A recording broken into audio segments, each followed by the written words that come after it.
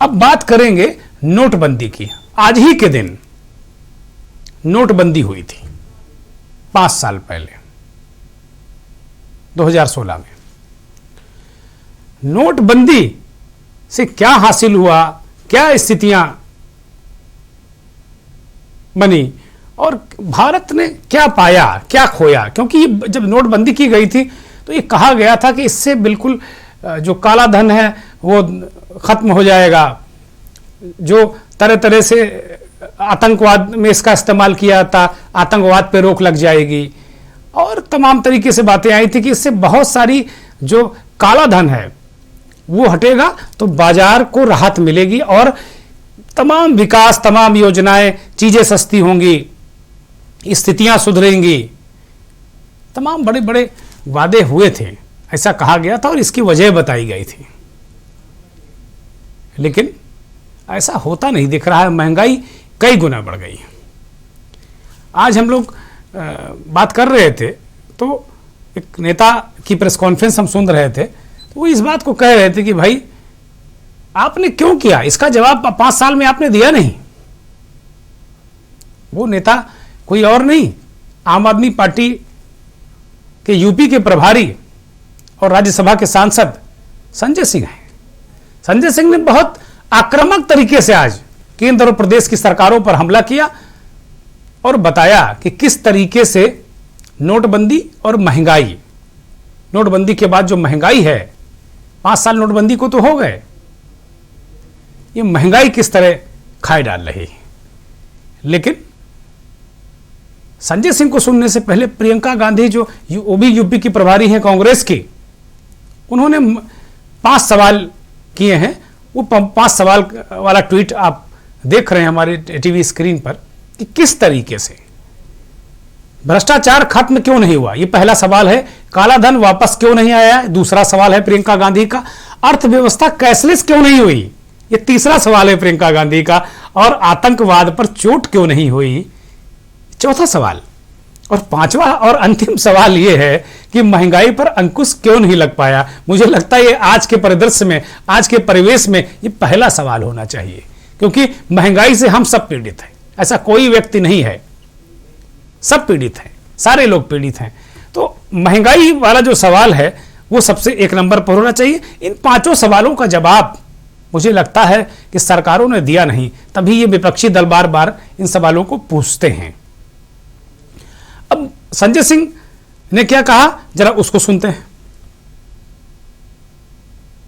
सामान्य गणित से मोदी जी और भारतीय जनता पार्टी से कि जब 105 बैरल प्रति डॉलर कच्चे तेल का दाम अंतर्राष्ट्रीय बाजार में था, तब 71 रुपए पेट्रोल का दाम और 57 रुपए डीजल का दाम था।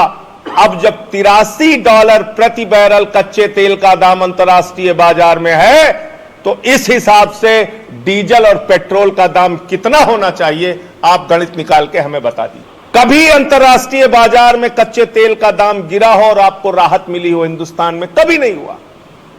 कोरोना के समय में तो $19 प्रति बैरल कच्चे तेल का दाम चला गया था, $19 प्रति बैरल। इसका मतलब हिंदुस्तान में तो 20 रुपए लीटर में पेट्रोल बिकना चाहिए था, 10 रुपए लीटर डीजल बिकना चाहिए। तो सुना आपने, संजय सिंह कह रहे हैं कि भाई आप कहते हैं कि सब कुछ अंतर्राष्ट्रीय मार्केट से कंट्रोल होता, आपके हाथ में डीजल पेट्रोल का मसला है नहीं, तो फिर आप जब घट जाता है तो घटाते क्यों नहीं, बढ़ जाता तो बढ़ा देते हैं ये कह के। लेकिन जब घटता है, जब नीचे आ जाता है, $83 प्रति बैरल इस समय है, तो घटा क्यों नहीं। और ये भी कह रहे हैं जब 2014 में जब मोदी ने सरकार संभाली थी भारत की, तो उस वक्त पेट्रोल का जो था वो 74 रुपए या 71 रुपए लीटर रहा होगा, और जो कच्चा तेल था वो $105 प्रति बैरल था। कोरोना काल के दौरान कीमतें घटी, लेकिन आपने घटाई नहीं। तो इस तरह की महंगाई को लेकर सवाल। आज नोटबंदी, कुछ लोगों ने नोटबंदी के दिन को नोटबंदी की बरसी मनाई, समाजवादियों ने खास तौर पर। अखिलेश यादव ने ट्वीट करके कहा कि आज नोटबंदी की बरसी है, और हम अपने दर्शकों को भी याद दिला दें कि नोटबंदी कि तीसरे चौथे दिन खजांची नाम के बच्चे का भी जन्म हुआ था। अखिलेश यादव उसे काफ़ी स्नेह देते हैं, अखिलेश यादव ने उसका नाम रखा था। उसकी मन लाइन में लगी थी नोट बदलवाने के लिए, वहीं जन्म हो गया था उसका। अब महंगाई को लेकर अखिलेश यादव ने ट्वीट किया, हमला किया सरकार पर, और साथ में एक बहुत पुरानी फिल्म का लाजवाब लेकिन चोट करने वाला गाना भी ट्वीट किया कि बिल्कुल हलवा लफंगे उड़ाते रहे और हम तो 12 महीना कंगले ही रहे। ये दृश्य है, ये पता नहीं, बहुत मुझे लगता है सन 50 ये 52 के आसपास की पिक्चर होगी। जानी वाकर साहब मुझे लग रहे हैं।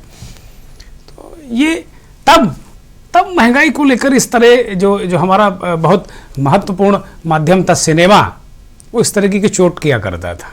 तो आज तो हालत ही खराब है, महंगाई से लोग त्राही कर रहे हैं।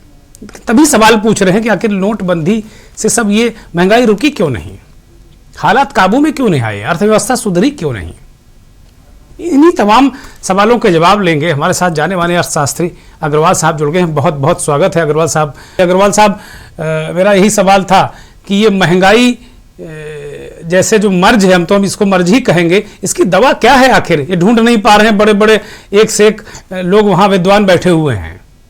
देखिए, महंगाई जो हर काल में होती है, हर एक का कारण एक नहीं है, इसलिए एक दवा हर समय लागू नहीं होगी। जैसे वर्तमान में आप देखें तो पेट्रोलियम डीजल के प्रोडक्ट को आप उठा करके देखिए, तो इसके दाम बढ़ने का कारण यह था कि कोरोना संकट काल में रेवेन्यू का कोई माध्यम विशेष नहीं बचा था। एक ये सबसे आसान तरीका था, इसलिए इसके ऊपर केंद्र सरकार ने भी अपनी ड्यूटीज बढ़ाई और राज्य सरकारें उसके आगे निकलती चली गई। और आज उसका देखिए, जब केंद्र सरकार ने कुछ कम करने की चेष्टा की तो कुछ राज्य सरकारें कम कर रही, बाकी हम करें कि हम नहीं करेंगे कम। वो अपने अपने आर्गुमेंट दे रहे हैं, वो जो पॉलिटिकल हो सकते हैं या उनकी अपनी तात्कालिक जो समस्याएं वो हो सकती हैं। तो एक कारण तो ये हुआ। दूसरा, जो कोरोना संकट का रहा है, इसमें सप्लाई चेन बहुत बुरी तरीके से प्रभावित हुई है। और जब सप्लाई चेन प्रभावित होती है, और ये एक अच्छी बात मैं कहूंगा कि अर्थव्यवस्था में सुधारवादी इन द सेंस कि मांग बढ़ रही है और चीजें अर्थव्यवस्था बढ़ने की ओर है, लेकिन उस गति से सप्लाई चेन हमारा नहीं बढ़ पाया। अगर कोई भी एक प्रोसेस बीच में डिस्टर्ब होता है, वो चाहे इंपोर्ट होने के कारण हो, चाहे लोकल लेवल पर वहां पर मजदूर कम हो क्योंकि बहुत से लोग वापस नहीं पहुंचे अपनी जगह आज भी, तो ये सारी चीजें कहीं ना कहीं जब मांग बढ़ रही है, त्योहारी मांग बढ़ रही है, लोगों की मांगें बढ़ रही हैं, एकदम से मांग बढ़ रही है, तो अर्थव्यवस्था बढ़नी चाहिए, लेकिन उसके साथ साथ इन्फ्लेशन आ रहा है। अगर आप याद करें तो इसके पहले भी ये चर्चा आ चुकी है, जब ये पूरी तरह नहीं खुला था, कि एक बार को इन्फ्लेशन बढ़ेगा। और मुझे लगता है कि ये इन्फ्लेशन अगर सरकार ने बेहतर रणनीति की तो ये महीना 2 महीना में इस इन्फ्लेशन को काबू में किया जा सकता है, क्योंकि सप्लाई चेन को मेंटेन करना होगा, क्योंकि बेसिक वस्तुओं की कोई कमी नहीं है। चलिए, बहुत अच्छा है, कम से कम इस तरह की चीजें हो। बहुत बहुत शुक्रिया अग्रवाल साहब हमसे जुड़ने के लिए और हमारे दर्शकों को बहुत महत्वपूर्ण बातें बताने के लिए।